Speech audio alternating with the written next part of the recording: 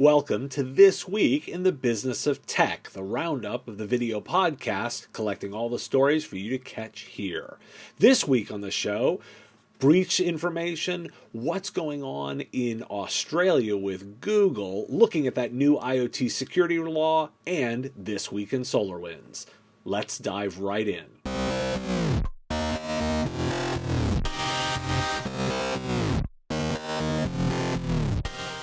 A new study out of Indiana University. Economists have researched the pandemic, social distancing, and employment and revealed 4 key facts. Unemployment and activity declined before shutdown hits. The virus itself caused a massive drop in activity. Shutdowns caused an additional small decline. When the shutdowns lifted, activity did not spring back. And the jobs data does not show a large red-blue divide. Gartner's research shows that 2020 dipped 3.2% in tech investments. Projections are for 6.2% growth from last year. Remote work investment will be up 4.9% per the report. So why do we care? The virus and the public reaction to it caused the economic slowdown, not shutdowns. Thus, to see the economy come back, the virus needs to be eliminated. Here's the wrinkle. Vaccination is not necessarily enough. As I dig into the research there, being vaccinated does not mean individuals are not transmitting the disease. Getting to enough of the population vaccinated means the virus stops spreading, which drives then recovery. That means the metric we care about is vaccine rollout. That is what we're tracking for the recovery. Risk-Based Securities 2020 year-end data breach report is out. The most breached sector? Healthcare. 12% of reported breaches. Publicly reported data breaches fell by 48%. Breaches involving ransomware are at 100% above 2019. The severity is up too. Meanwhile, ransomware gangs get more aggressive. One now taunts a developer openly in its own forums to display the ransom demand. IOBit was compromised, and the demands against the company are public on its own forums. Why do we care? How brazen will the gangs get? Pretty bold, it seems. Public humiliation of targets is now on the menu. The market data is useful for knowing which to help and which market to worry about. It's a bit of both. I'm going to stop thinking about this as a binary, opportunity or not, and instead try to think risk-reward. It's hard, but it has a lot of upside. Google is threatening to pull search out of Australia. Why? A proposed new law that would force Google to pay news publishers for their content. The company says it has no choice and would prefer to pay publishers for its Google News products. The Australian government says it does not respond to threats. Meanwhile, the company's workers are coming together to announce an international union alliance. Alpha Global is made up of 13 units across 10 countries. Why do we care? I'm tracking that unionization because I think it's a huge deal and it's gaining momentum. Don't expect this to end. That's the first bit to care about. Worker relations are going to matter a lot. Here's a crazy thought. How about we just do this? Let Australia ban it. Wouldn't that be an interesting experiment? Say Google went away. There are other search engines. I'm tracking this because I don't see the downside here. Maybe a homegrown opportunity pops up. We care because things do not have to stay the same. That's my big lesson today. Let's kick off with a report from Commercial Integrator. This pub focuses on those doing AV integration, so very much related to IT services these days. Their 2021 State of the Industry report shows 3 things. Profits did take a hit, but not as badly as one might expect. Those integrators are not too worried about COVID in 2021, and a good portion of that industry pivoted. New products, markets, and expansion of services kept the industry afloat. Also of note, the quote, establishment of some recurring revenue through service contracts, end quote. Why do we care? It's that last item that caused my ears to perk up. I follow this industry both because it's ancillary to the IT services one and because I like it. I'm an AV geek at heart. More importantly, this industry has found the recurring revenue bug. It makes sense. For all the reasons IT services likes it, adding AV gear is now connected. Everything with an IP address also means AV gear too. So here's an ancillary industry to be aware of at a minimum. In the middle might be partnership opportunities, and for a select group, perhaps new offerings. With the emphasis on virtual work, AV gear is going to matter, so don't be surprised to find someone else in your customer base. Longtime listeners know I'm tracking heavily on broadband access, particularly in the US. Let's hit the new data first. Broadband Now is reporting that as of December, 40% of Americans had access to a low-priced broadband plan. That's defined as $60 a month or less. That's up from 52% at the end of 2019. Remember, that's the FCC minimum 25-3 combo. If you want more, just 30% of Americans have access to low-priced plans that bring 100 mega speeds. It's inconsistent. Rhode Island, the smallest state, has 98.4% access to coverage. 84% have access to affordable plans. In California, 81% have access to the speeds, but only 18% could afford the same coverage. This is an expansion of data presented last week. So why do we care? I start with the fact that lack of broadband access is holding sectors back. That's why we care. In the what should I do category, look in your geographic market. Understand where you can't deliver services, and then make your elected officials aware of that. This is an easy-to-sell position. Broadband access open markets. It creates opportunity. So make them aware. How about IoT and security? Highlighting a piece in IoT Business News which digs into the IoT Cybersecurity Improvement Act of 2020. The act offers development, management, configuration, and patching of IoT devices. This law, signed last year, focuses on standards and guidelines on use of these devices by the Fed, prohibits the use of IoT devices that do not comply with these requirements, requires NIST to publish the guidelines, and requires contractors supplying the devices to the government to adopt vulnerability disclosure policies. Why do we care? Sure, the law focuses on the Fed, but that's how the government uses its position to make change. It buys a lot of stuff, and now that stuff has to hit these minimums. The publishing of the guidelines means providers can use them in their own shops. Specifically, you should do it for IoT gear, but more broadly, it's time now to gear up and have a process for incorporating guidelines and regulations into your practice. You're going to be doing a lot of it more in the coming months, and if you don't have a system, it's way harder. Think agile. Start practicing, then get better and better with each iteration. Lots of security stories to talk about today. Law enforcement across Europe and North America coordinated to take down the Emotet botnet. Law enforcement and judicial authorities took down the entire infrastructure after gaining control of its servers earlier this week. It was several hundreds of servers located around the world, an entirely distributed organization. This infrastructure was, quote, the primary door opener for these hackers, heavily using malicious emails. There's a website to query if you want to know if your email was compromised. Another win for law enforcement, a hacker pled guilty to hacking and blackmailing several U.S. companies and paid $600,000 for his crimes. He picked targets based on their Alexa traffic rankings, blackmailed, bluffed, or extorted them after breaking into their systems. Google has warned of a novel social engineering method used to hack security researchers. While there aren't complete details, the suggestion is that the targets now are researchers themselves. Using fake blogs and Twitter accounts, the actors are building credibility in the security community to then leverage in attacks, such as then sending over code for collaboration that instead holds malware. Plus, news you can use today. Apple released an update for iOS on Wednesday, and reports say it patches an exploit that's actively being used. Experts say the 3 bugs are used together to lure a user to a malicious site and run system-level code. Thus, the compromise. So why do we care? Patch those iOS devices. Simple start. The best outcomes I report on the show involve shutting down criminal activities. The theme to those? Law enforcement. Each story has an embedded element of police getting involved.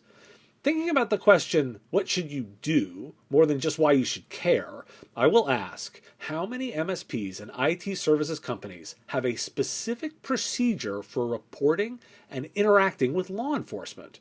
Do you even have the contact procedure ready without Googling it? I included a link in the show notes to get you started. Does the procedure include the information you need to have ready? While obvious, I suspect if I spoke with 90% of providers, they'd look at me with a blank stare. It's something that is known conceptually, but not practically. So today, what should you do is get ready in that process. Have your forms and your documentation and your procedure ready, because the only way this slows is when the cost of doing business is too high for the criminals. Next up today, remote work. Growing concerns about the tax liabilities from work from home. Tax laws aren't built for telecommuting. As a general rule, income taxes are owed where you work, not where you live. With workplaces disrupted, tax bases are moving around. An example, New Hampshire is suing Massachusetts over workers to pay income taxes on work completed outside of the state. Why? New Hampshire has no income tax. Massachusetts says work that would have been done in their state is taxable. This fight isn't just there. New York and New Jersey will have issues too, among others. How about this? The hybrid work week is going to stay. Slack asked workers about the model. 63% like the hybrid working model, 20% want to work from home full-time, and just 12% want to go back to the office. The numbers are even better among younger people. So why do we care? With this fight, changes to work will be codified. Once codified, they're not going back. There's money to be made soon in consulting around the changes to come, as IT systems will change and be needed. That may just be as simple as the payroll providers adapting, but that's a threat too. Many of those are now providers offering IT services. Ignoring that change will come with peril. Layer in the fact that employees like this, and those younger employees like it a lot. Catnip of the day, market data. IDC has reports that macOS is the operating system for 23% of computers at US companies with 1,000 employees or more. This is up from 17% in 2019. Mac devices shipped to employees in enterprise jumped 34% in the second quarter of last year. Why do we care? I'm going to dwell here for a moment. In the enterprise, Macs are 1 in 4 machines. 1 in 4. Let that sink in for a moment. And let's cross-reference with Microsoft, whose earnings were out this week, and they aren't hurting. Office up 13%, Cloud 23%, and Azure 50%. Do not cry for Windows. I'm focused on a couple of statements. The endpoint doesn't matter that much, particularly as the cloud consumes all. And vendors just don't deliver enough of this. I used to quip that ignoring Macs is 10% of the market. At least considering the enterprise, you're ignoring 23%. While I don't have SMB data here, you can't tell me it hasn't been going up. I've reported tons of sales data around that. Sprinkle Chromebooks on top of that, you have a very different market than I think most providers' instincts would lead them to believe. Windows only, you're either a relic or about to be one. Here's an innovative idea. PepsiCo is rolling out a project after a successful prototype to do warehouse training in Minecraft. Why? After too much fatigue and remote learning, an employee's 11-year-old son inspired the idea. The company tried it, and after the successful prototype, is rolling it out to 300 employees in 2021. The program simulates a 3D warehouse. Trainees learn to reduce waste and inefficiency in a distribution company. All within the game. Why do we care? Here's a case study example we can all embrace. Think different is cliche, but for a reason. This is my pushback to those who say it'll all bounce back. This is a time to rethink ideas, not just assume it all goes back. Those who rethink win, and those who don't will languish. In Zoom. A follow-up to some stories about European data sovereignty. Atos and OVH Cloud have come together to build that, quote, 100% European, end quote, multi-cloud solution. The two companies are founding members of Gaia X, that European association focused on data and cloud. The group is focused on building a European solution to take on US and Chinese cloud companies. Why do we care? Look, normally I'm totally dismissive of announcements like this. This one broke through because of the why. Europeans want to build their own cloud, and here it is. It's all about data privacy laws. The internet is splitting along these alignments. The US companies in particular are going to be under a lot of pressure to grow. I won't be surprised one bit to see them create a new European version of every offering. And then some US customers are going to want that. This new standard is coming. It's just a matter of how fast it gets here. Microsoft has responded to criticism from service providers as reported last week. In a statement for CRN, quote, "We have an internal process in place for reps to confirm whether or not a customer is already engaged with a partner," according to a statement provided by a Microsoft spokesperson. "Unfortunately, a new store's employee didn't follow this process. We've taken steps to reinforce our protocols and bolster onboarding training and oversight to avoid situations like this from happening in the future." Meanwhile, the company reporting earnings this week. Here's your key: a 23% growth from last year in Intelligent Cloud. The Office division is up 13%, LinkedIn up 23%, and Azure 50%. Why do we care? Microsoft is killing it revenue-wise, and they're going to be under pressure to keep that up. Note that is why they're going to get more and more aggressive. It's not a judgment, it's a statement. It's clear they respond to pushback. They took action rather than tell everyone to piss off. That's why you care. They respond. I can see other vendors reacting differently. Time for This Week in SolarWinds. President Biden has ordered the full-scale intelligence review of the incident. This is interpreted as the administration's interest in cybersecurity. Authorities in Russia are warning businesses there is a risk of U.S. retaliation. SolarWinds itself has brought on a team of lobbyists to help handle the information flow to Congress. Researchers continue to learn more about the attackers' methods. The command and control infrastructure was very loose, designed to avoid detection and avoid those traditional indicators of compromise, or IOCs.